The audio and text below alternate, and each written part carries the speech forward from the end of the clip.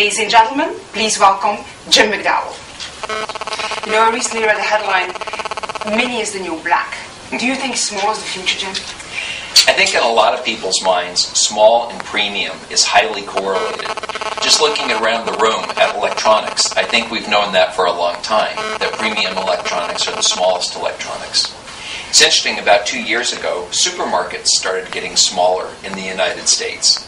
I think we all decided it wasn't worth walking 20 minutes to go get our half-gallon of milk to walk through that gigantic supermarket. And houses are getting smaller as well. So from that perspective, we see plenty of indications that we have a society that's increasingly considering small.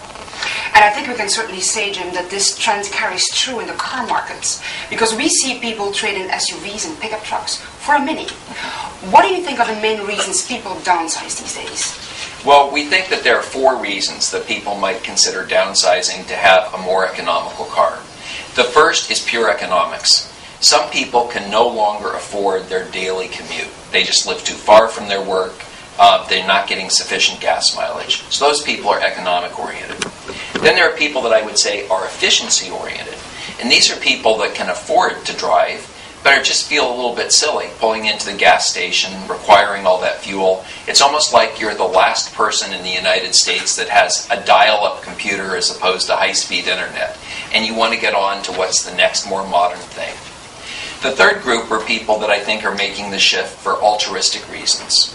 And they know that we have finite natural resources and that they want to be able to leave some resources for their children and their children's children. And the fourth group, I would say, are people that are independence-oriented. They're aware that a lot of our oil comes from outside the United States. They want to do their part to minimize the amount of wealth that we transfer to other countries. And this leads me to talk a little bit about the Mini buyer, Jim. Our buyer is defined by a certain mindset rather than conventional demographics. Do you think the need for more practicality today has changed the Mini buyer?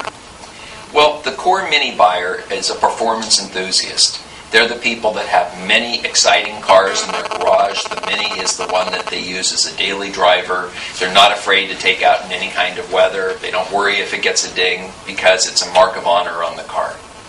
The second group are the people that we call our design-oriented statement makers. And they're the people that look at their Mini as a canvas.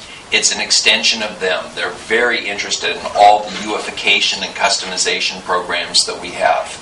It's as personal to them as their house is personal to them.